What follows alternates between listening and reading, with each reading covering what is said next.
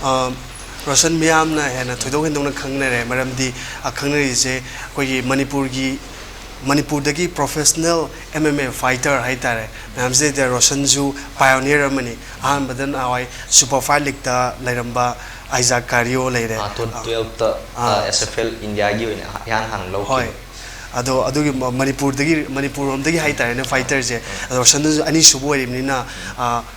MMA Manipur dagi sanaba professional mayam sing manung dadi pioneer da hogdorakpa mi sing manung da amani haibajidi mayam ne hena khangbirabani ado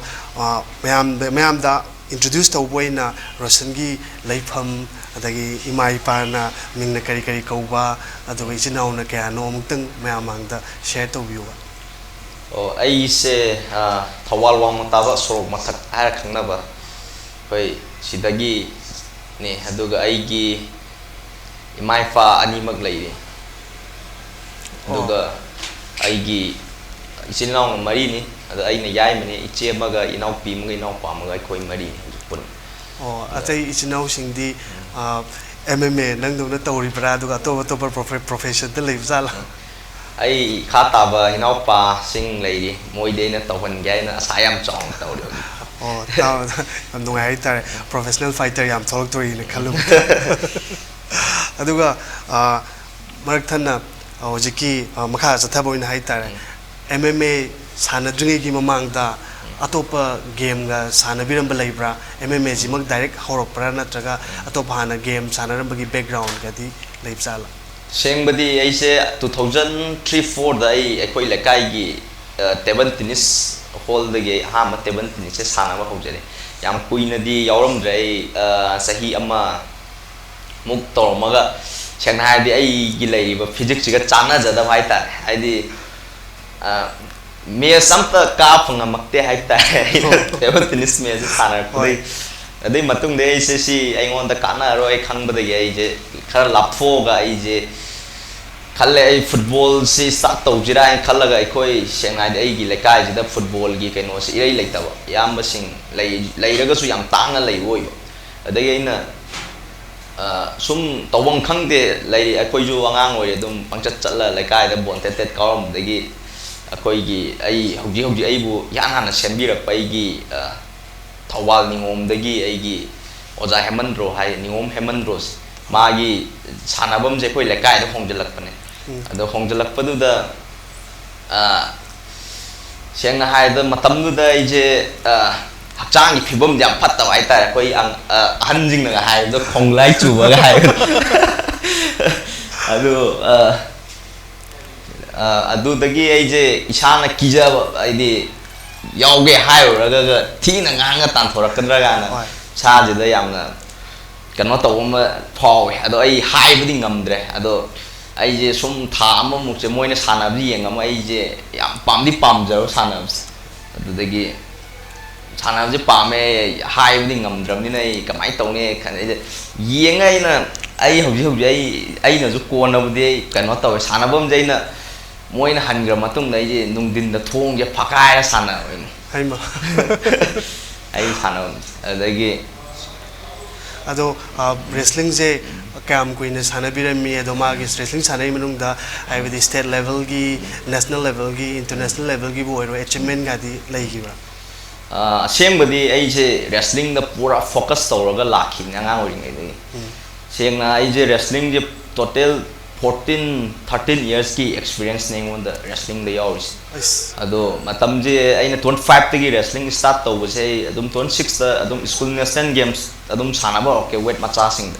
koi 32 kg yampi adu da adu hek chat pa phanggiv dei sum lai kai da leiram degi national level adi mai amma pun ma phangak dei si game pra focus oi olympic na tre asian gi medal asi phau gi level na sana ge jaina khanjai gi ado sibo gi chang sana ba ore doga ai je dum national level phau di yam sana kre ado da sengna ai je wrestling gi da ai yam kan na di hona jege du yam kaina mai pak pa adu phau de ngam gidre adu bu ta seng badi wrestling hai ji kaino hai gi kaino experience di ai adum leijeri hai ka ado wrestling ji hauruk padi koi gi thawal ningomam dagi oja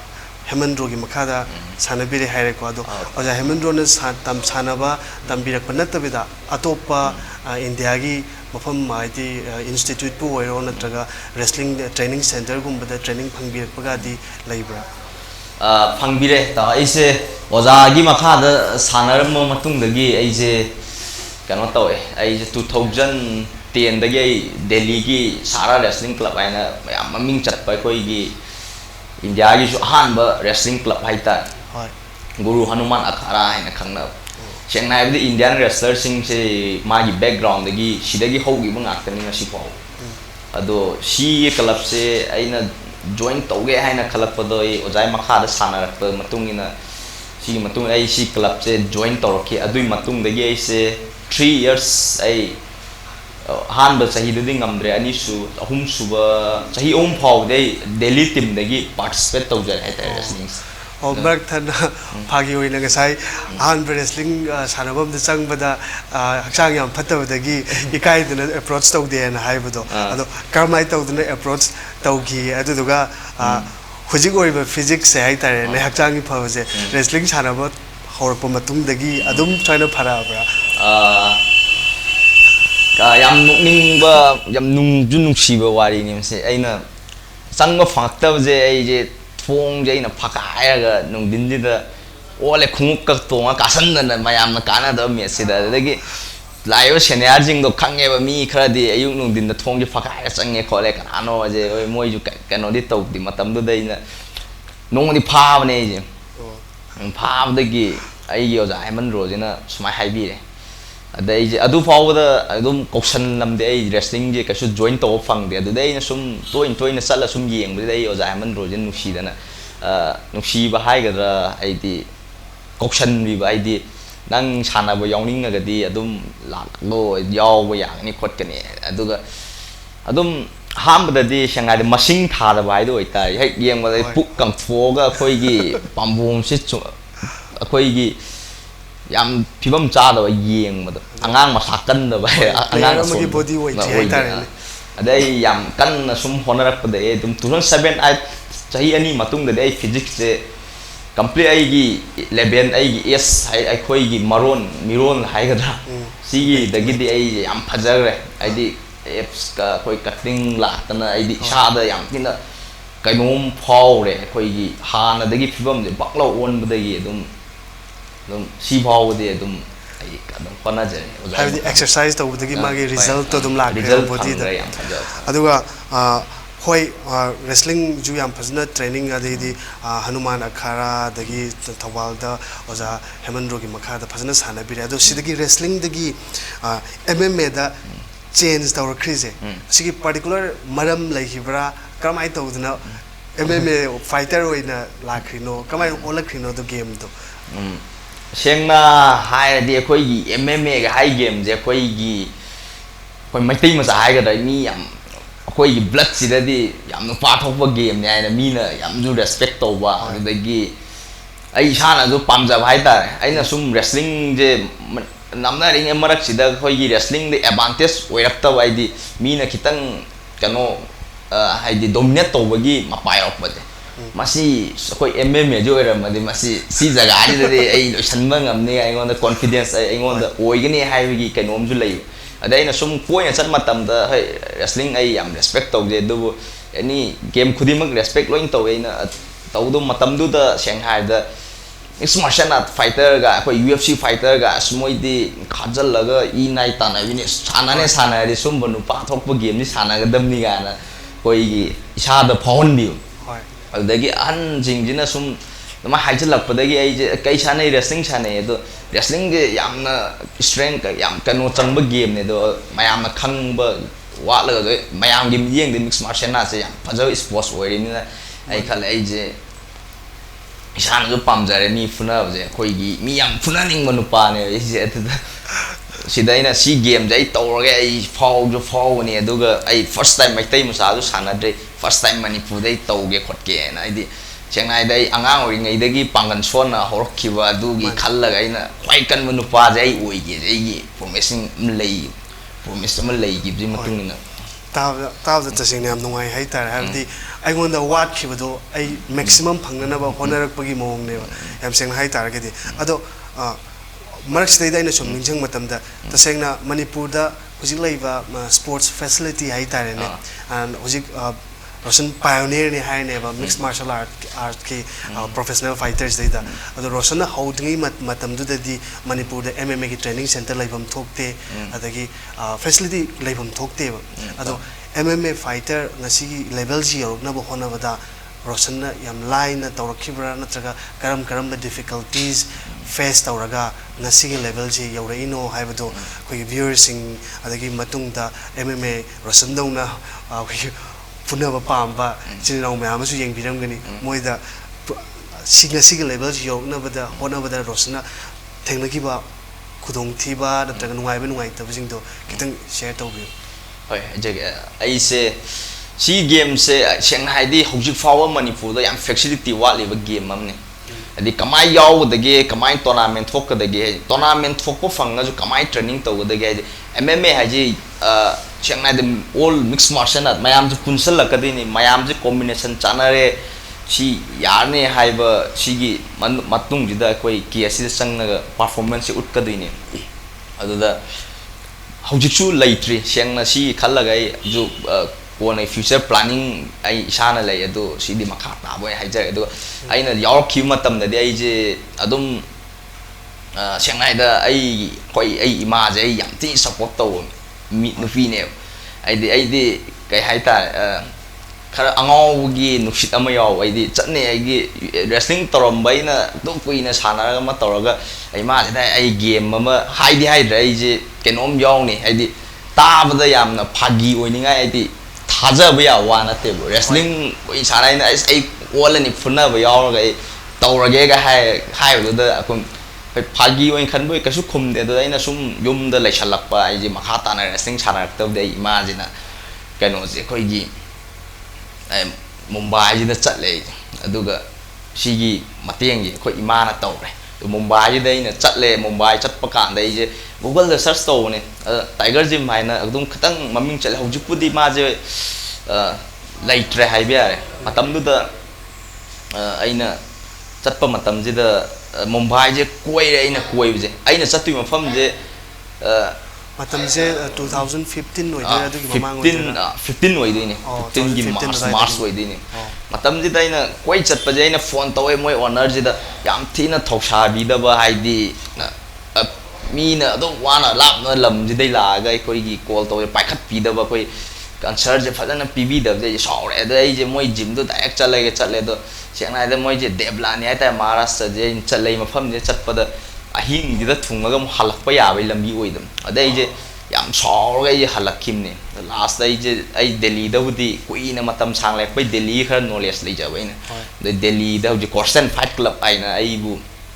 पुथोक पिरै जे दिल्ली दा हौजे ओइबा gym जे याम मतम दु दै कसु कायना चौबा gym दि हौजिकति अदुम सेंगना हाइदे इंडिया मनुंगी ओइना दि perform mixed martial art training centre ओइन लैरे द मोइगी क्लब से एंट्री तौबगी 1 डे 500 नोंमगी लौब आइना खनबना अदुई नॉलेज ति लैतमनिना कई हाइतारे थागी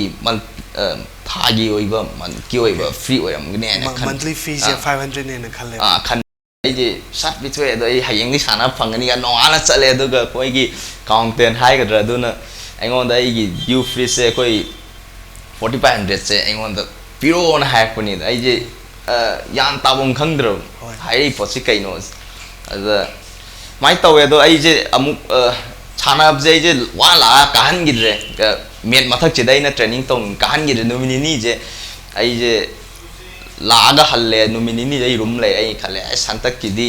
ओएरोय खोलरोय आई जे सिगी मंगलान जे काइबा होरे वखल नुवाइता युम चलगे खले ओइ थोकु यारोय जे दगा तमदुदा दम आई उस नुसिबिबा याम बजिंग हाइगद्रा अदु लैरंबा हुजुपुदी याम बोय लैना मतमदो मोय मतेंग पांगबिरगा याम बजिंगदो ममिंग अखोई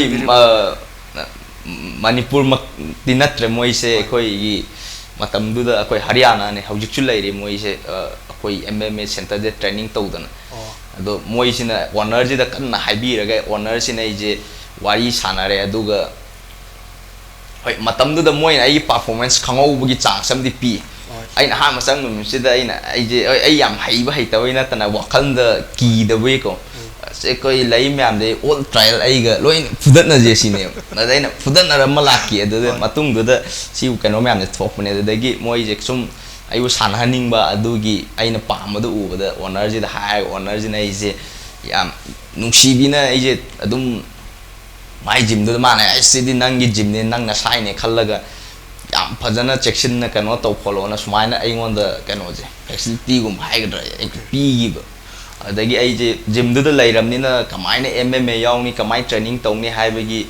root che phang ba hore adudagi adum ai gi lai ba oja sing lai ba mayam do na chen bi na di MMA je khong thang ba dum hore 15 gi Mumbai dagi success oidana hala kanda Delhi da success se oiget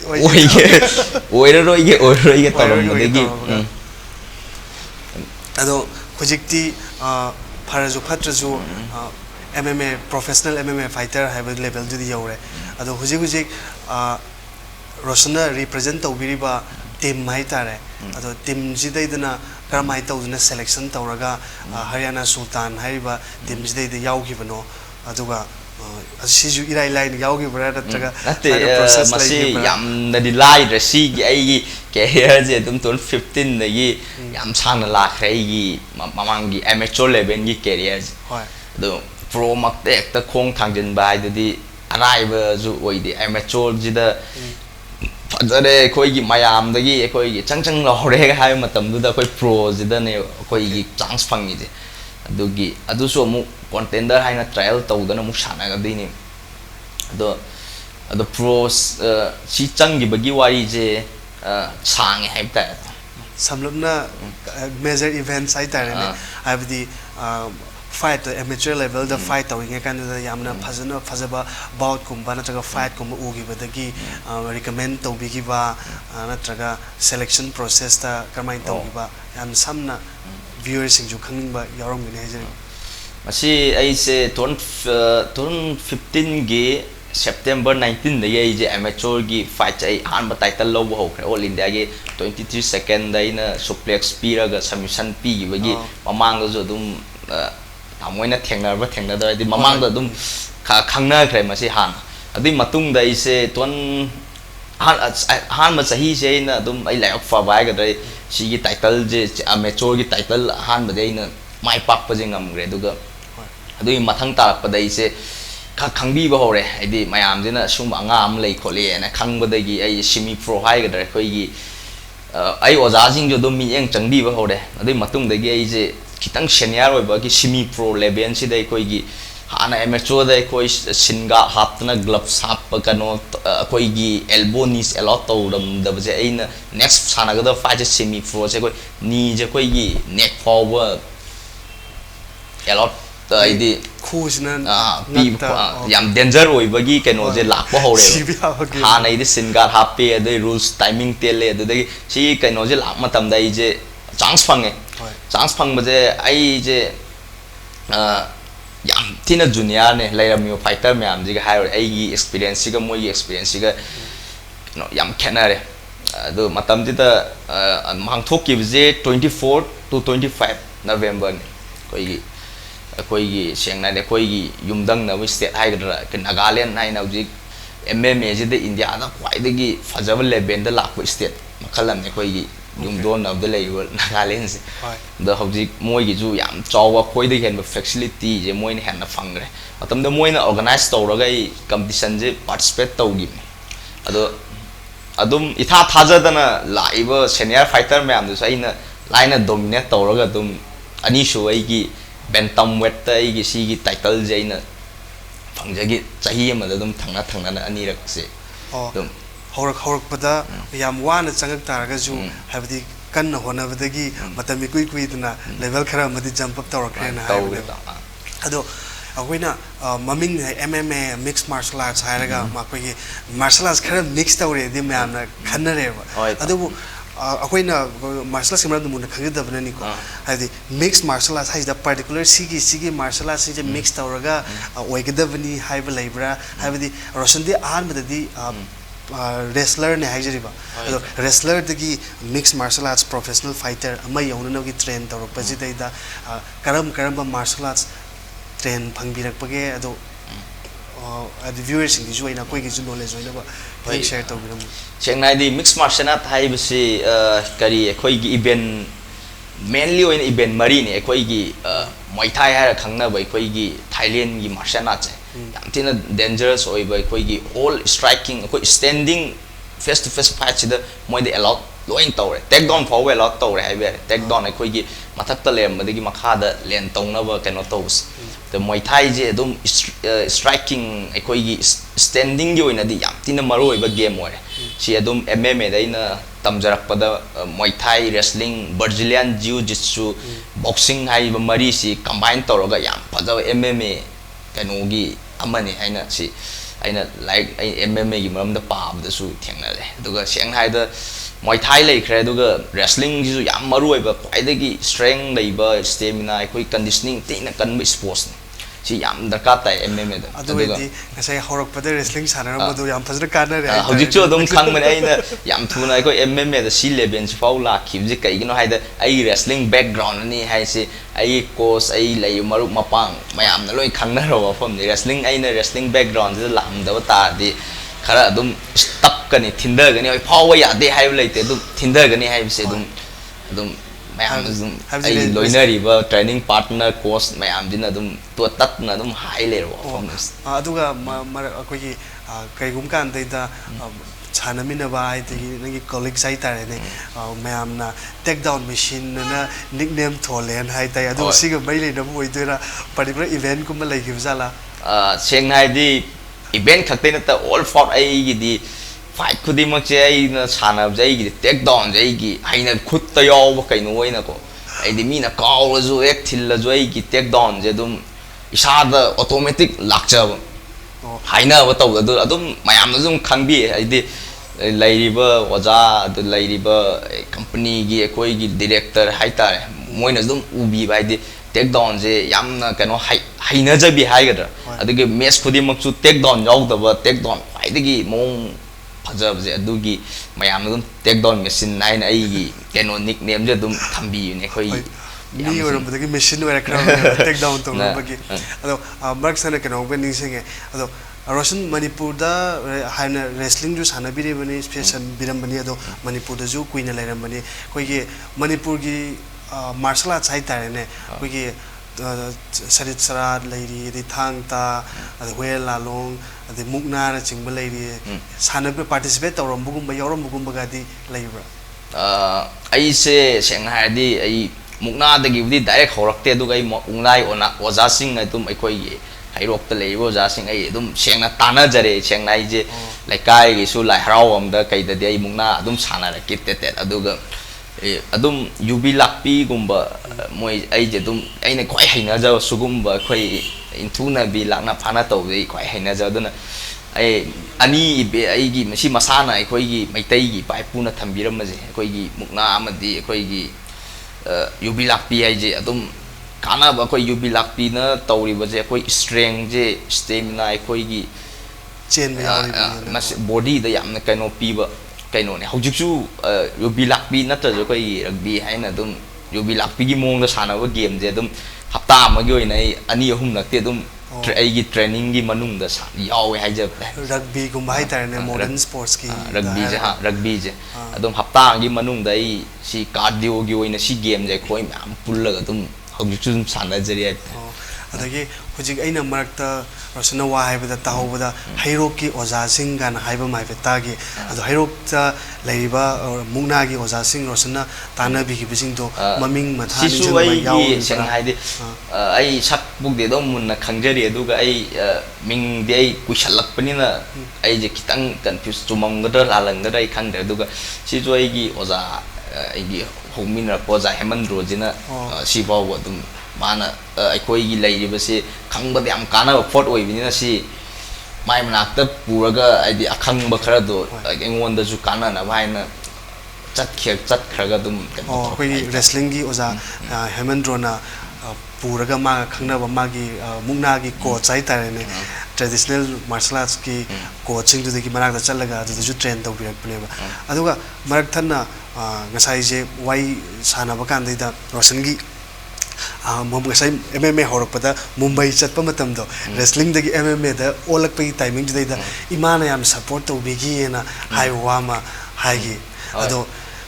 ꯏꯃꯥꯁꯨ ꯍꯥꯏꯕꯗꯤ ꯕꯕꯥꯗꯗꯤ ꯑꯩꯈꯣꯏꯁꯦ approach ꯇꯧꯕꯁꯦ ꯈꯔ ꯀꯤꯒꯟꯕ ꯑꯣꯏꯅ ꯑꯩꯈꯣꯏ ꯂꯣꯏꯅꯃꯛꯁꯦ ꯇꯧꯋꯦ ꯑꯗꯣ ꯑꯗꯨꯅꯁꯨ ꯑꯣꯏꯕꯤꯔꯝꯕ ꯌꯥꯏ ꯑꯗꯨꯕꯨ ꯀꯣꯟꯅꯊꯪꯗ ꯉꯁꯤꯒꯤ ꯂꯦꯚꯦꯜꯁꯤ ꯌꯧꯔꯛꯏꯁꯤ ꯏꯃꯥ ꯕꯕꯥ ꯑꯅꯤꯃꯛꯅ ꯑꯗꯨꯝ ꯕꯦꯛꯒ꯭ꯔꯥꯎꯟꯗ ꯁꯞꯄꯣꯔꯠ ꯇꯧꯕꯗꯒꯤꯁꯨ ꯁꯤ ꯂꯦꯚꯦꯜꯁꯤ ꯌꯧꯔꯛꯄꯅꯦꯅ ꯈꯟꯖꯩ ꯑꯗꯣ ꯏꯃꯥ ꯕꯕꯥꯒꯤ ꯃꯤꯡꯁꯦ ꯑꯝꯇꯪ ꯃꯌꯥꯝ ꯃꯥꯡꯗ ꯑꯩꯒꯤ ꯏꯃꯥꯒꯤ ꯃꯤꯡꯅ ꯏꯕꯦꯃꯜ ꯃꯥꯏꯅꯝ ꯑꯣꯡꯕꯤ ꯏꯕꯦꯃꯜ ꯍꯥꯏꯇꯥꯔꯦ ꯑꯗꯨꯒ ꯑꯩ ꯏꯄꯥꯒꯤ ꯃꯤꯡꯅ ꯁꯥꯝ ꯀꯟꯍꯥꯏ ꯍꯥꯏꯅ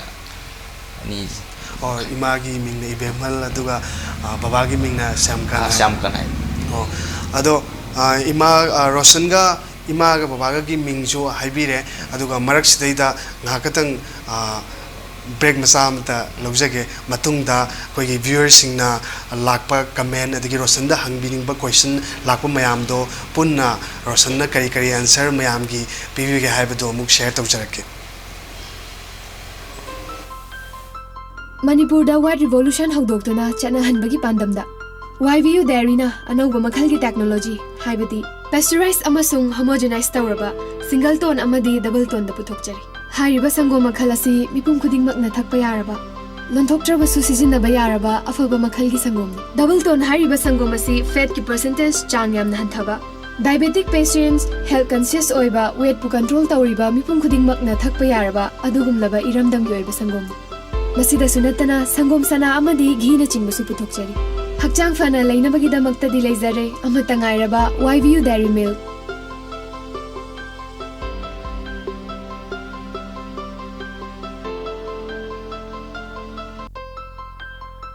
मणिपुरदा वाइट रिवोल्यूशन हौदोक्तुना चनहनबगी पांदमदा YVU Dairyna अनौब मखलगी टेक्नोलॉजी हाइबदी पेस्चराइज अमसुंग होमोजेनाइज तौरबा सिंगल टोन अमदी डबल टोन द पुथोकचरी हाइरिबा संगो मखल असि मिपुम खुदिंगमकना थकपा यारबा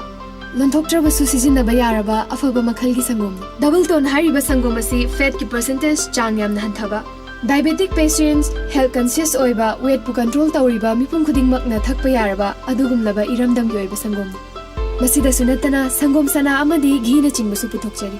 हक्चांग फना लेनबगीदमक्तदी लेजरे अमता ngairaba YVU Dairy Milk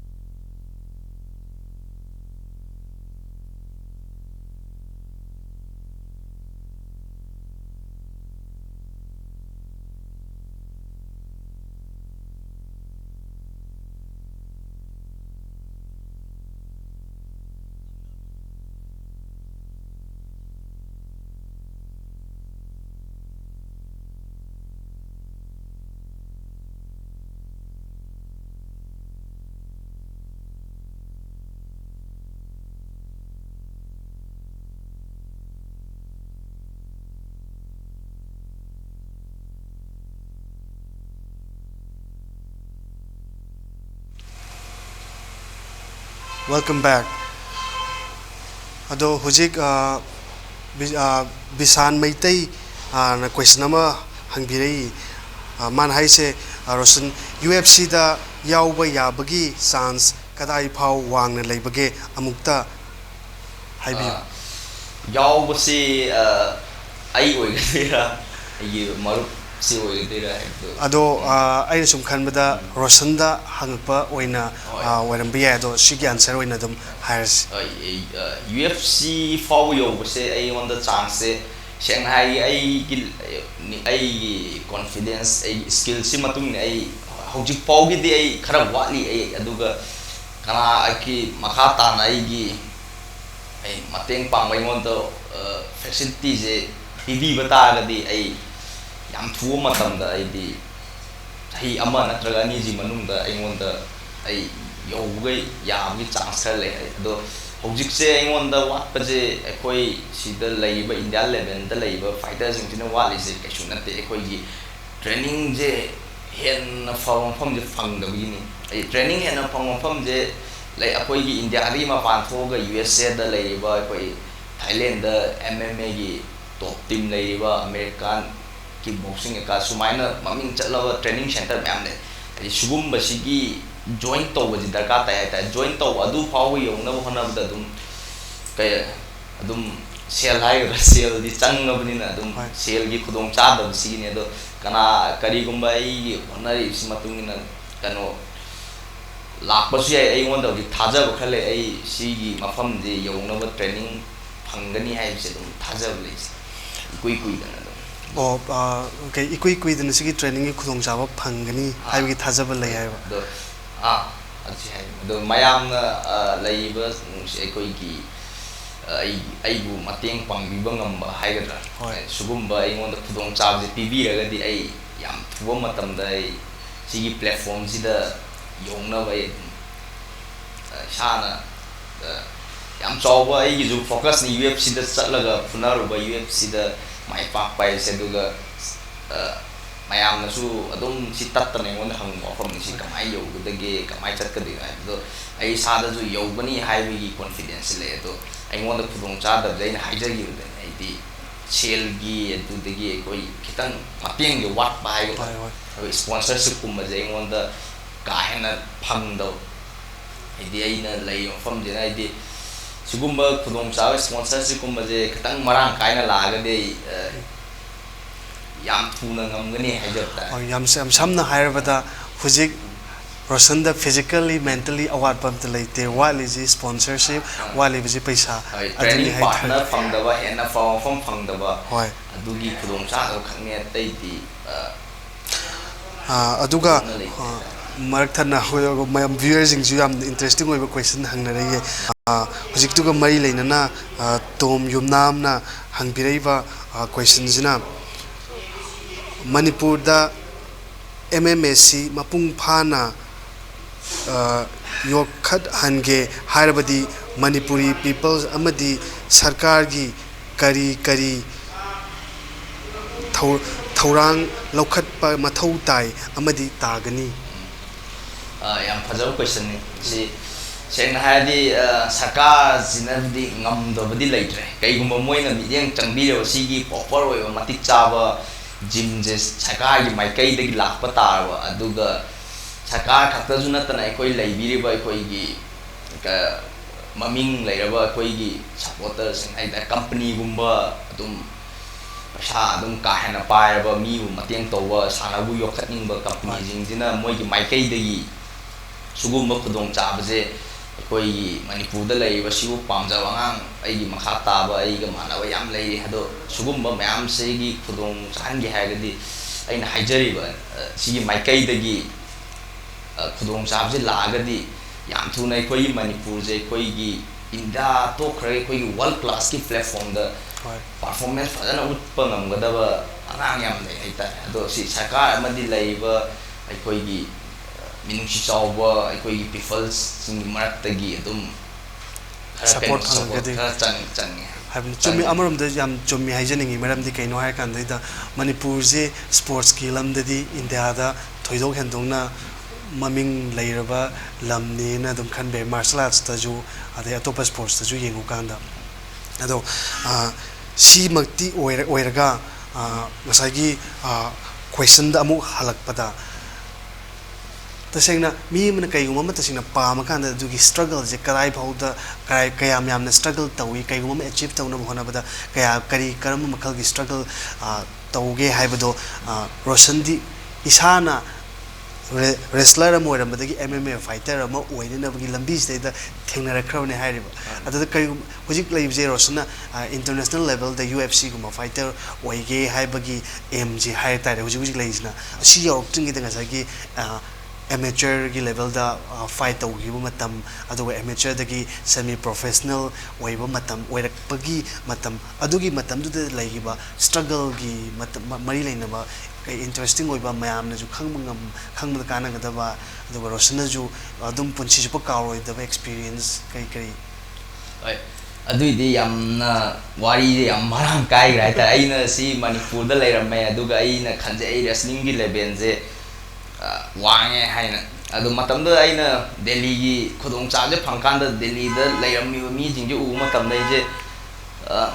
ki ba myaw re bai di yam khoina khanjar mi doga mi gi leirami ba talent ai khoi performance yam thina high way bai ta matam ji da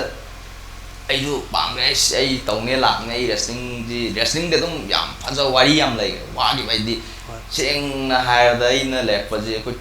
5 years se sigi manung din training to ko matam da seng nai koi ayung ata de dum hogal laga seng nai hafta ma brush to gi keno phang drai ta ai ngon da koi gi to je koi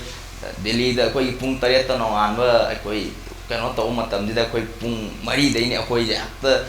washroom chang da ba koi phaja ya ma hong khang de ne koi oza chalo ha re ta angau bai ta koi lifestyle je halaga dum koi je ko wine koi brush to graba koi kano washroom changra bai je dum ko thok ba adu la kraga dum koi phi se ne ba khang drai ta koi ne lai ri ba ai khak chuna ta na ai ngon da thok ki ba hajar da di chengai di koi da phaja ba set cha ba gi kano ji ma sung lai lai ai chengai na lai ba je tu tu fe Honggo sechang na Shendan power dum lai tre koi nam tong ko khungup ka dum thingjal laga dum koi sa chala Delhi ne ka ai ya tam si ge metro manung dai na angang oi matam da Haryana dai dangal dum ma sana chala kan da koi notice ma pan da lek tam ko pang thing ne doi ya mi kai dum theng ge dum metro manung ge da koi Shendan tong de da koi ai chat pa yaw re ai Delhi da cheli koi metro koi me na le manung ge Shendan tong de da khungup se dum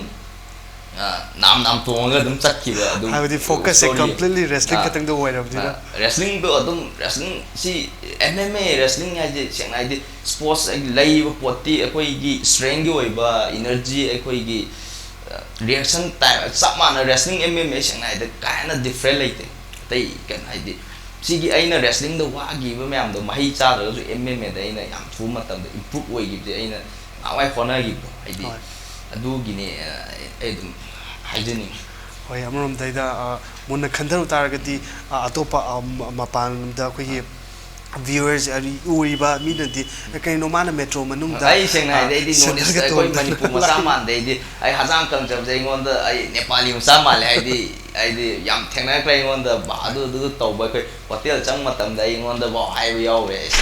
asi pot chai ngon da pa khon che ko yaw re do la sai na yam respect to ai gi ai na wrestling gi sanaru ba gi ai gi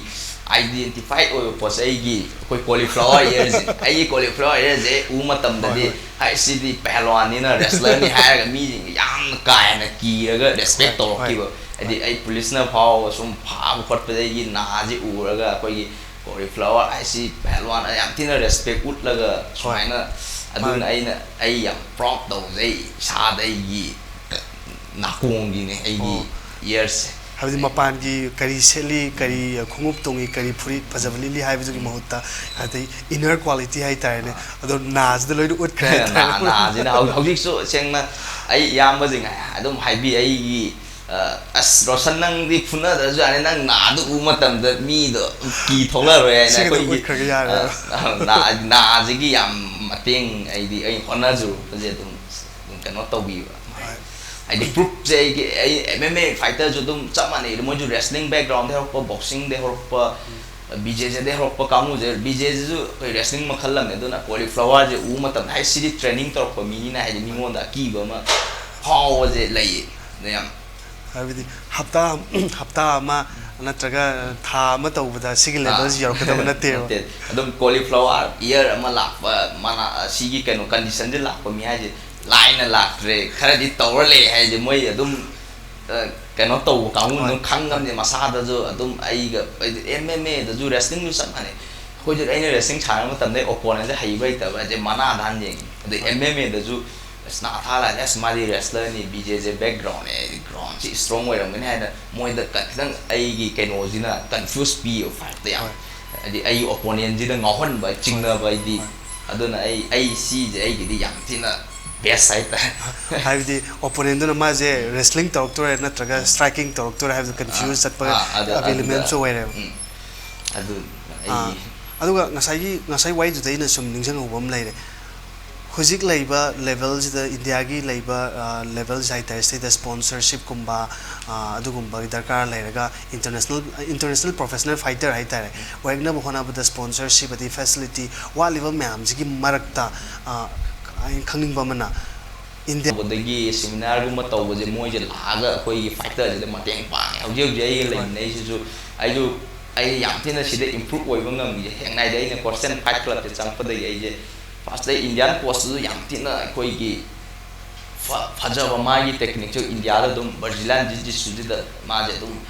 higher level ne ma ji to hai ta do ga atop foreign dai lai ba gi oza jing ji ju dum foreign course hai ta koi world chen koi si gi maram na yam kai na thido ne na khang na oza jing ji na u ra ga moi ga training to phang gi bai ne na yam thu da ina sugum ba kai Roshan gi coach sing do ado maming khaga panbiramu yaragati coach sei hobudi wrestling de hore do ai wrestling matam yo jajing du ju moi gi keno yam yaw ri gon da ai body 100% da hodi 90 gum de wrestling ne ai gon da hodi le adana oja jai gi dornacharya wadi ne mansing rao ai nei koi gi si gi chara wrestling club delhi si da hodi tais aduga ai gi atopa ai gi oza hai sidi yame ai oza hai ta atopa ai charandas ai koi gi lai ai gu kano yam mateng pang bi oza aduga adu loi ga matung dai MMA career de di koi Indian coach oi nai Vishal sir hai nai hojik ai ga loina ga lai sida sir dai ga loina jare moi je adum isi gi lam di de adum moi su ma tho ga moi ju koi gi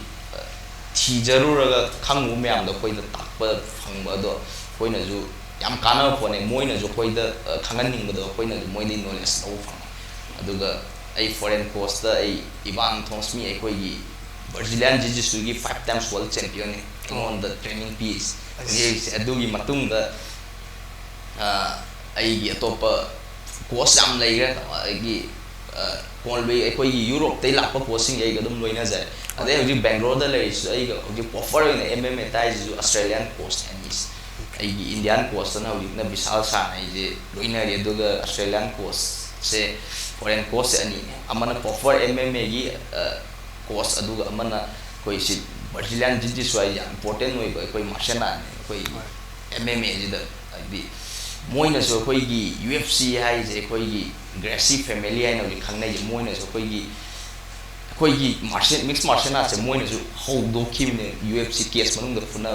aduna hojik power si gi background jam maru oi aduna koi Indian fighter da wat pa je koi Brazilian jiu-jitsu gi background ne aduna coaching de aina sumba khudong cha je phang badagi aina ai gi amajle chenai dei Manipur da jo sigi Brazilian jiu-jitsu gi aina han bai gi blue band ai ta aina phang je gi je koi state gi India da jo blue band se chenai tara fan lai tre hai be aduga Brazilian jiu-jitsu ji da ha koi no dis jo koi ani ahum makte gi koi mapan thoga foreign coach fan je tana da moi loina phang badagi blue band si baw de koi phang ba ngam me hai ta ado Roshanna Brazilian jiu-jitsu the blue belt phangai se training camp sang na tawrabano India da tawbra adaga matopa foreign Brazil gumba da chalaga tawrabara ꯑꯗꯨꯃꯛꯇꯤ ꯑꯩꯉꯣꯟꯗ facility ꯐꯪꯗ꯭ꯔꯦ ꯑꯩꯈꯣꯏꯒꯤ ꯃꯄꯥꯟꯗ ꯂꯩꯔꯤꯕ ꯑꯩꯈꯣꯏꯒꯤ ꯄꯣꯁ ꯃꯌꯥꯝꯁꯤꯅ ꯂꯥꯛꯑꯒ ꯑꯩ ꯃꯣꯏꯒ ꯂꯣꯏꯅꯔꯛꯄ ꯆꯍꯤ 2-3ꯁꯦ ꯂꯣꯏꯅꯔ ꯃꯇꯨꯡꯗ 3 yearsꯅꯤ ꯑꯗꯨꯗ ꯑꯩꯅ ꯕ꯭ꯂꯨꯕꯦꯟ BJJꯗ ꯌꯥꯝ ꯊꯨꯅ ꯏꯝꯄ꯭ꯔꯨꯚ ꯑꯣꯏꯕꯒꯤ ꯉꯝꯕꯒꯤ ꯆꯥꯡꯁꯦ ꯑꯩꯈꯣꯏ ꯔꯦꯁꯂꯤꯡ ꯍꯥꯏ BJJ ꯔꯦꯁꯂꯤꯡ ꯒ꯭ꯔꯦꯞꯂꯔ ꯒ꯭ꯔꯦꯞ ꯉꯥꯛꯇꯅꯦ ꯑꯩꯈꯣꯏ ꯒꯦꯝ ꯒ꯭ꯔꯦꯞꯂꯤꯡ ꯉꯥꯛꯇꯅꯦ ꯑꯗꯣ ꯒ꯭ꯔꯦꯞꯂꯤꯡꯁꯦ ꯑꯩꯈꯣꯏꯒꯤ ꯔꯦꯁꯂꯤꯡꯒꯤ ꯍꯥꯟꯅ ꯏꯁꯇ꯭ꯔꯦꯡ ꯂꯩꯈꯤꯕ ꯑꯃ ꯇꯦꯛ ꯗꯥꯎꯟ ꯂꯩꯈꯤꯕ ꯃꯌꯥꯝꯗꯨꯅ ꯑꯩꯉꯣꯟꯗ खितंग एडवांटेज ओइगिबदना कोई BJJ जिदजु लैरिबा मूवमेंट जे हैपेट मानरमदगी आई याम थुना सिगी केनोजे याम थुना अडेप्ट तौखरे अदो याम थुबाय 3 years ति चंगी है 3 years याम थु बदे हेना दि मागी सिगी गेम सिदे यामना अमेजिंग ओइबा हाइताय मा आइना रेसलिंग जे सानरगा ला मतने आई कलमने स्ट्रेंग लेरमने आइना थ्रोइंग जे तौवे मखा ता मतमजिदा मखादा कोई रेसलिंग आइना सानरिबा रेसलिंग जे लोइरो मतुंग जिदा मुक्सी गेम सट तोरपिने अदन आइना मी जे टेक डाउन तोरो मखा थम मतुंग दai मखा ताबा ट्रेनिंग पार्टनर जिने आइगोंदा सिगी लौ ममिंग याम लेगे आमबार गाने याम डेंजरस ओइबा कोइगी पाम्बोम कोइ खुच्च पाइथोकदिनी सिदा टेप आउट तौद्रगदि लिगामेंट अदि रेल नेकिन चोक सुगुम्बा यामना अनक्पा आइना रेसलिंग गिदे कोइ सानारे स्ट्रेंथ पुथोनारे नमनारे सुगुम्बा फॉल कोइ डेंजर सीबा याबे केनोजे याउद्रि अदुगा BJJ जिदा लाखो मतम जिदादि सुगुम्बा केनोजे ओके अदुदि होजिकी यामना डेंजरस ओइ हाइबा टेक्निक सिंजे सिजनरगा रोशनना ngamgiba मैच का दियाउगिब्रा डेंजरस ओइबसे आइगिदि रेल नेकिन चोक से कोइ ngapta chappa कोइ after second tara hold to matung da mi je wanda gani ai ta second tara ai anam bam yes ai gi kaino de dum sine ai ta real nekin chok je ai fight anam ba ai na pro da la ko matam pro da ai na fight manga funa ba de dum fight ani di ai season na kha du amateur level da ju RNC je ai na haina jaba season na kha ado marak thanna हुजी रोशन बेजे कायदा ओइबिनो दिल्ली दा Lebra Mumbai दा Lebra Haryana दा Lebra अदगी Bangalore दा Lebra हाबदि सानबम जे training तौबम जे मफम कायदा ओइ आइगी हुजी पे आई हाना दिल्ली दा तोरमदे बेंगलोर दा शिफ्ट तौ आई बेंगलोर के कोई क्योर फिट आइना कल फिट हायगा जो कोई पुल्ले सिदा ले जे फाइटर यामे कोई म्याम जे पुंजल लगा कोई ब्रांड अमने कोई म्याम ले कोई जो कोर्स मपान लाप कोर्स तमीरगा नते मपान लाई कोर्स जो मोई जो ट्रेनिंग फंगबद कोई खा ता जो कोई ट्रेनिंग पी कोर्स हाइता कोर्स मचा हाइता ओजा तमिना हाइता पुन स्वाइ शेयर तौरगा एम्प्लॉय अमगी मोंग ने ले मोईगी कंपनी जे दai जे एम्प्लॉय ना मोईगी थागे मोइना दुम मतिक चाना सैलरी पीरगा अइंगोन ट्रेनिंग जो खुदोंग चाव फंगबा सी तौरे सुमाइना हुजी पाउगी ले अदो सिदै हेनबा फैसिलिटी जैंगोंदा हुजी पाउगी फंगरे हुजी पाउगी लेना आई प्रोफेशनल चंगे अदुगी मतुंगिना तंग अइंगोंदा हेनना कनो सपोर्ट तौबी कंपनी जिना अदु बौगी अदो मखा ताबा इंटरनेशनल लेवल दा सानरनबगी स्पॉन्सरशिप फंगबा लेरब्रा नत्रगा फंगनी न खनबा खनबदुदी हाइबदी यारो फंगदबगी चांस लैरि हाइबा हुजी हौजिक पाउगी आई सुंगलै लेक्ट्रि हाइबे यार स्पॉन्सरशिप चाहिए आई हौजिक लैरिबा कंपनी जे नतना सिजु स्पॉन्सरशिप नत आई मोइगा लोइना बाइदि सिजु अदुम आइंगोंदा यामना मतेंग हौजिक कोने मतेंग तौइ पो होय हौजिक पाउगी लेक्ट्रि हाइता अदो रोशन हुजिक बेंगलोर दा लेरिनी अदो युमदा मणिपुर दा लाकपजे हंदक से सम युमदा कुइना लेक्तबगी लाकपरा नत्रगा कईगुंबा मरम मम लेरगा लाकपरा आइजे युमजे याम तोइना जु लेय फंगदर 2000 कनो दगे चाही 8 मुसे दुम युमदा अमुक अनिरक था मखाय मगुंबा लाकप नतना फंगदर दो ममांग दे सीजन लोरगा थोकबा जे थोनिंग गिदरवाइदे दुगी जो दुम मरम नै आइना युमदा थोगदे मोंदा परफॉर्मेंस डाउन तौबा कोइगी आइदि ट्रेनिंग सेंटर लैबा नते दुदगी आइगी केनोजे लैतबनिना आइना युमजे अनम मतम थोक्तनबदि खांगे दो आइ हंतक से मयामजे उननिंगबगी सुम नमित अरा निंकी आइजे suti lawraga lakne hoi performance handarakpagi waju hairi adu marak thana phagi hoina hujikse thabal kan chongnari hai tare thabal chongga di chat pe yaubra thaban chongmade chatle hai ta anirak kumdi chatle adu chongmadi yaujadri chongbaje hai ta hai ta adu koi khutse mi na pai matamda hai bazu balance bu koi yamna phibam ta da ba ai ngan jo ai chatle thaban chongba ma imana me an nang lai nang ki thaban chong hai ngani khot ke makok ching makok tang atang pai je dum moi hai ta ai sili phibam mam ta re dum changa je na hai ado bom sila ja ai na ta ado wari ji nungai marak thana viewers singa viewers sing dagi break masa am ta lojage aduga makha tana viewers sing question nungai ba yauraga ju amuk lokhat charake haiba tare aduga loina na ngasigi Roshan gi interview je SK broadband connection aduga gari service aduga YView miakna power to bani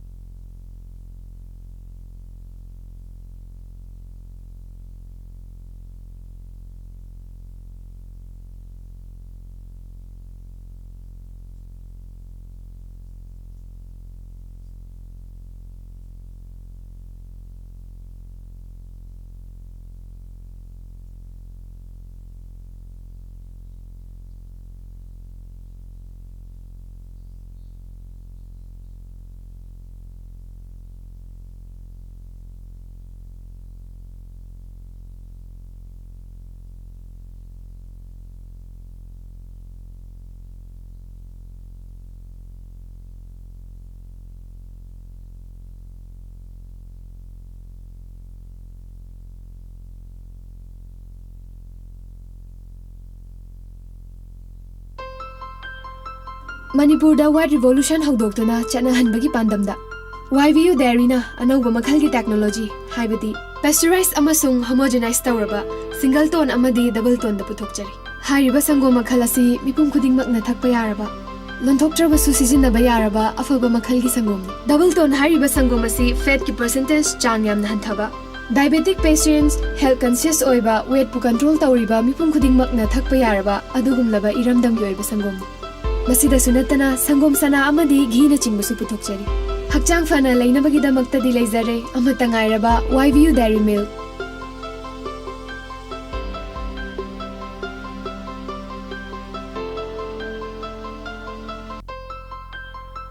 Manipur da White Revolution hawdokduna chanahanbagi pandamda YVU Dairy na anauba makhalgi technology haibati pasteurized amasung homogenized tawraba single tone amadi double tone da puthokchari hairiba sangom makhal asi mipum khudingmakna thakpa yaraba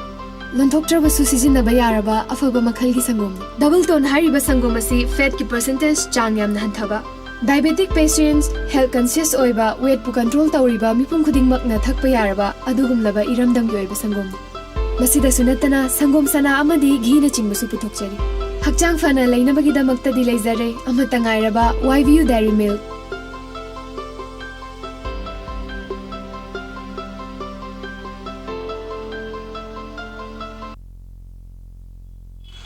Welcome back everyone. Aduga viewers question nama maming di perfect way na hairaw male mana hangaiba question na darosan hojik anakpada sanagadaba kari leibage match anakpada sanagadaba match Messi hojikidi ai hana Messi April day je mapanda koigi hojikju aingona contact lai China da je professional match amagi je moina kawakpani ado masi kitang ai web aduga ai hatap chu sanaba koi pro fighter ai je koi thangi manungda ani hum lafuna ba je kitang danger oi ai je chang ga chongingai oi pot am lei bado ai hantak ki lek chu loi gi ba huidre dugi recovery je matik chana phangdram ni na hojik lakadeba upcoming match ai ga se na cancel to thokcha ga ta adoi matung after 1-2 months matung dai hojik mapan gi professional koi fight night ai ta adu gidi adum ready lai re adu ga contact so adum lakpa ho adu gi na matai hobji ani suba question am ga local ke ko de thangisna Prem Chandra Chanam mana hangribe question jina ngasi phauda Manipur government maikai dagi kari kanaba phangkiba leibage kari gumba leitragana Rosana state government ta haining ba kari leibage hojik pawidi sidi ekoi gi mayam khangna basu tarak basu kuidriba game ni na ekoi gi government gi maikai dagi di kaisu leitre do mateng pangakani haibagi aingonda asadi lei haidi aina mamang da ai makonda di pangakri aduga MMA sports sigi ju kaina recognize to ju baita Manipur da aduna mamang da gi hanba koi gi India gi oina hanba SFL champion ogi ba kariyo ai jek ta koi gi hojik leiba honorable chief minister jina unadana maga wari sadana eguma khudong chaba khara phangi aduna adu khaksu natana pirakkane ai ju thaje aduga hojik pawgi di leitri ai bata adu mastagi di makasa thar interview gi makasa tharak poina aina Rosandagi khangjeningi se ai khakina tana Manipur da laiba experience ai tane MMA fighter winning bagi professional fighter winning bagi experiencing jida ju moida ju knowledge oi bia ba wa oina hai tare nasai Rosana wrestling sanaram badagi amateur MMA fighter with a padu matang the semi professional di khoji professional level di Europe data nasai marak am wai hyper di high big re ado semi professional amateur with ambadagi professional level di Europe data process ai tare kai am struggle to bigi ba kai struggle to chang bage haibedo awegi experience Manipur dagi lakada ba experiencing data share to winning ba kai di le lakadre ba ida ai khata ba haigar ai gi tungda lakadre ba professional gi line platform da sakada ba ai gi marup sing inau sing gi daina haijaning di professional gi platform am da lepa je taraina hekta changna ga lepadi kano di natre do na ekoi gi sengai da koi gi mix martial art ki yam na kano to boy lu ba se ekoi gi sana matam da ekoi gi aina sana ro ga po gi ba je ko se amateur ro ju professional ro ju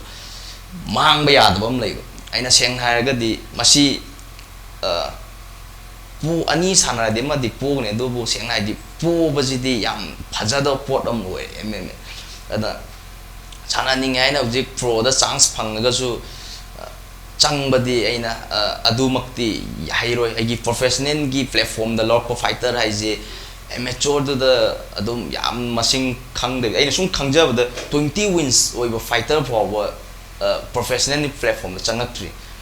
aigi friending aina aigi circle da uja matam da winning streak hai ta ne continuously 20 wins for amateur fight che continue kano tawra for hoji moi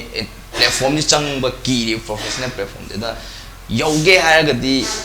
amateur da ahamba sanakpa ko igi championship ai tare amateur championship se sugum bada yamna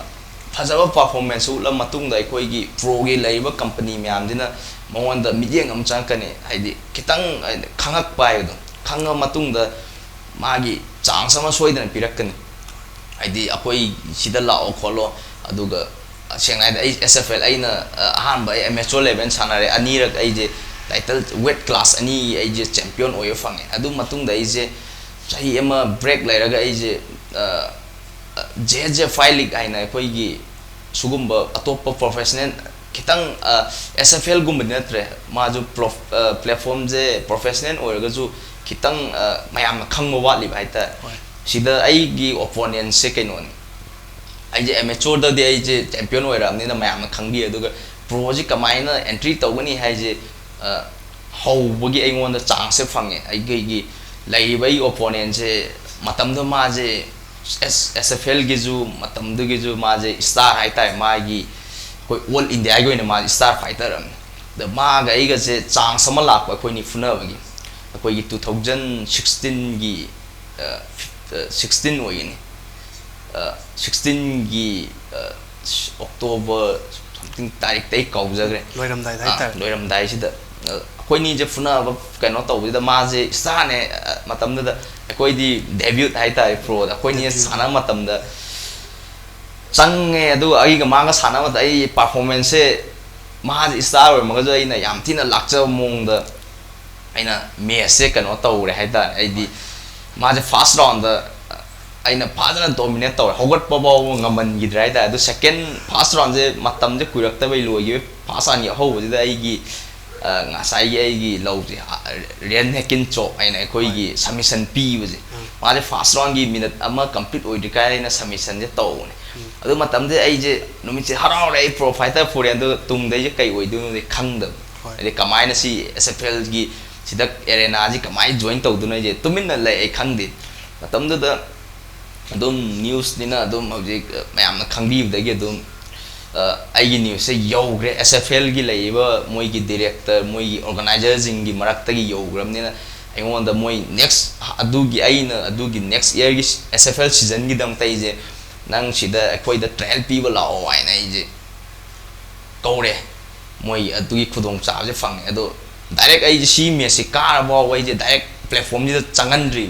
ai je performance kara moi mamang ut ka duri private oina private maktina tre moi je contender fight ai ta koi gi changyeng to wa gum ai ta adu da su adu phajara matung dai je moina yare haina selection to biraga ai pro je da khong thang de kim ne ado matam ji da kore adu gai aina pa mai chang je ahing da pop phir pa je nohala ga mes ne ahing gi dai kano je chatli ne kano ai je matam du dai yum da tholak pa timing ma thok kim ne adigi messi sana pro ham pro messi sana lo adu yum ji dai ahing dai je ticket ka ga ai ticket marup myam mateng panga ka aga ai je Delhi ji da nang nam chatli ne du ga ai je ayuk ji da yo ro ga dum sana ra ga dum ai na dum performance u matam da kano je cardio ajek sidu matam du dai ga thengna gim ne matam du ma ga relation le ga di relation ai di ma gi ai ga pau ye phong na phang bata di ai won kitang ngoi ju yam thu ba kaino support am phang ne na ai na khan ba matam du da information me am information je adum ꯏꯁꯣꯔ ꯂꯩ ꯍꯥꯏꯒꯗ꯭ꯔꯥ ꯑꯗꯨꯏ ꯃꯇꯨꯡ ꯏꯟꯅ ꯑꯗꯨꯝ ꯑꯩꯅ ꯗꯦꯜꯂꯤ ꯌꯧꯔꯦ ꯑꯗꯨꯝ ꯑꯩꯒꯤ ꯇ꯭ꯔꯥꯏꯌꯦꯜ ꯂꯧꯔꯤꯁꯦ UFC ꯐꯥꯏꯇꯔꯅꯤ ꯑꯩꯈꯣꯏꯒꯤ ꯗꯥꯏꯖꯦꯛꯀꯤ ꯃꯥꯏ ꯐ꯭ꯔꯦꯟ ꯑꯣꯏꯔꯝꯃꯦ माजे डेनिस हाइना माजे वेटरियन होइग्रे माजे UFC की मतमदुगी यामना फजब ग्रेप्लर फाइटर ने माना ट्रायल जे तौबी लेरमे दो अदुम मोइना दुम मियेंग चंगबीदने जे अदुम selection J हाइदोकपद यावरे अदुगा सिगी चांगसे फंग मतुंग दai aigi yamba ai senior fighter haita ko india ai ju champion ni hauji legend haita ma ga ma na ingon da pau pau re ai na pau ye pau na ning wai dai sina ingon da koi gi keno gi media ai keno haita si da ingon da pau je pau bi ra ga ai je ha ma pakhale kai hairak ka din mai je da last di ai keno du mata ma ga pull la ga ai je training to bo pat pa gi chance koi ni je pun adum kano je mana ai gi mateng yam pang khre adu dai gi adum journey je adum khral luram madagi khra lai gra ai ta ai gi ho pada yam luram madu dagi adong sai gi yam thuna hojiki fight to gi karok padagi yum de sat padu da preparation amata yaudana ne ba hana yam mangjong na fight tawni hai bagi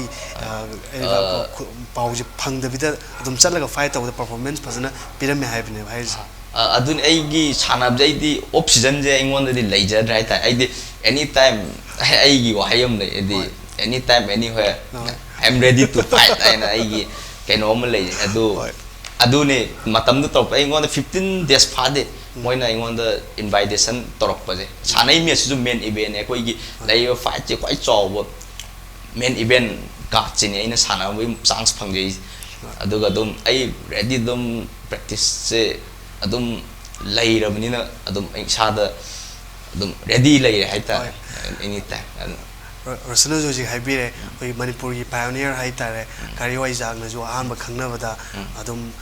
manao mogum na haitare adum support me ama pipi dna wai sabi dna tawre adum aina Rosana jo hojiki Manipur da Rosana halabni Rosana ki tungda lakadoriba Manipur ki experience haitare MMA fighter wizning ba mayam jigi kari kari plan lairi kari mateng pangge na khalli share to bining ba lai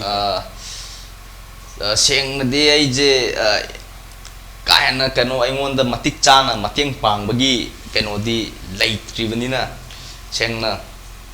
ai gi mai kai de gi haijo hai di ai seng hai da ai Bangalore da lai ai sida mai tai masa ai inau passing hai gadra moina de wonda adum ojagum na khalle do moi aina ngam khra di aina unaruba thengnaruba angang ding dum ai nakta practice to we ai oja sing loina dana adum maitai masa ni ko hai je adu phau di mateng pang ba ho khre ai gi ikha ta wi naw da koi Biswamitra mayang lang mo ai koi gi kaching de gi ma jo koi gi Manipur go de hanbo world championship ki selection to ri je ma ni hai ta aduga ma jo ai nakta training to ga lei ado sumaina mateng di pangbai ka hen bai ngon da paisa ai di mayam je kano to de na ngam na te duna moi ji mateng pang je hai de koi gi lei ba ngasai han ba de hai jagre koi gi sarkar gi mai kai de gi koi gi adu de company ji mai kai sponsorship to biraga Manipur ji da sugum ba mafam ama phadana sabi ta ga de lei ba object phaujaning ma tamjaning ba ngang mayam ji gi moi gi phudong cha je piraga di koi gi si gi professional fighter ji top koi gi world class of ji lai ba power se koi mai tai masa yam yok pa ya ri hai ta ra do na si kitang hen na koi government gi mai kai de ju kaino gi ai na sai do na moi gi mai kai de gi to wi ra ga di koi dum koi UFC world class ki fighter dum thogla ni ai am proud oi na ai hai no taseng na yam nungai je ai tare Rosana isana thengnaru ba thabak ne ba mase seida koi Manipur masa leiba mayam sina international level da MMA fighter where pya ga gi ngambi khudong chaba mayam lai potential mayam lai hai tare ado seida wali je yam samna ha ga da facility the sponsorship the government ki attention masi dakar tai na hai tare ado sina wa mo wai ga hujik laiba world class ki professional fighter jing mayam jing marak tagi Rosana si fighter ji makti ai taseng ne amna pam jai na tagi admire to ma ge fighting style ji yamna phajai ga na khan ba laibra aduga atudi ai ama khatang de khan bading amro ai di hojik tholai ba moi gi performance de ai di isor gum ne hai tar ai yeng ba amma ju yam phajare ai di aina amma khala ju adum loi ba nai dre aina performance moi gi yeng matam am da spider silva anderson silva aina how moi legend ne adu mamang da aina khang da fighter thokre da hojik gi oina di aina pam ba aina yam penja fighter je oi yam lai gre aina high mi ji de gi su hena talent lay fighter yam lai re ado hojik ki MMA gi market se P3B thak ta pukhalai ji de gi Conor McGregor aina khoi gi 2 weight class champion hai ta mayam azum thoido en tekna khangnar ba mission ni ma island gi khoi gi hojik world da ju paisa pai de gi chokhalai ba fighter oina ma gi ma se pokpa gi khoi gi MMA gi kaino je class se khoi gi world pun ma je mana khangan gi bini ai je phajana haining adu ma tholok pa ma khang da ba ko MMA pamja ba ko MMA kaino friend jing e khoi gi ma khaktani han u du ai di ma gi je yam nai khoi gi phaja ba hai ta ma gi ai di magul ma chel hai ta ma aduga international level gi MMA fight kada aina tajabada ikoi na UFC da Khabib haiba maga Tony Ferguson gi moini fight lai na mayam ngai nari ko ani ji kana ngam dau mali Roshan gi mot chom da bi ai gi oina di kaino je Khabib je ai je adum imanab jing adum phagi tobe ai di ai gi lai ba kaino jing sota Khabib aina koi gi ayuk maga fighting style je mana wai course na wai nang sponsorship phangda ma pan chala di atai gym tam chana ya roi Khabib ki mana chana ga da hojik pau da world unbeatable hai ta mi na amuk mapun si da furak tribun pa ado ma jai ma gi jo ai je yam chaw kaino hai ta fans hai ta ado hojik jo ai na thajab se ma gi skill je u matam da di ma je poroi ma na ngam gni hai je yam thajai hoi aduga wari si jo loisalak poina okay fighter sing je kai gum kan dai da moagi potha matam hai tare ne potha matam relax taw matam sung bas dai da isai ga ju ta ba ju ya du kan da Roshan jeagi Manipuri isai ga ta bra Manipuri film na traga YouTube ta kai da yeng ko pa lai bra favorite singer na tragaagi actor actress Manipur gi lai bra kawai taw ai je lai hai ta ta ba je dum mapang thok ra de khoi le hori ba lam ne hor lam je adum isai je taning ei mapan isai je tar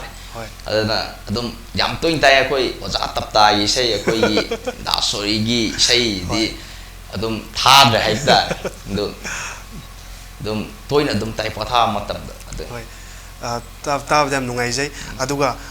wari loislak poina mayam da haijening badi MMA se Manipur da oi martial race ten hariba Manipur da leiba mayam se MMA fighter mayam professional level gi fighter mayam future da tholok pa ya ba hayai haibagi thaja baji leiraga ngasai gi Roshan na haibi khibado akoi da wali je sumna gi sponsorship sinatana atai di loina mak arrange to bi haibadi physically mentally mayam se loina ready da leirabnina ado mari leina ba ngam sponsor to bi ngam ba government pu era basu achoba company bu era basu akoigi Manipur gi dagi MMA experience laiba mayam si da kitang attention pibiu haibaji thamjaraga ngasi gi interview ji loisanjarage adu loisanjadingai gi mamang da mayam da amuka share tawjening badi ngasi gi interview ji successful oina pangtholi base akoigi SK broadband powered by STPL aduga gari service haiba isa gi yum da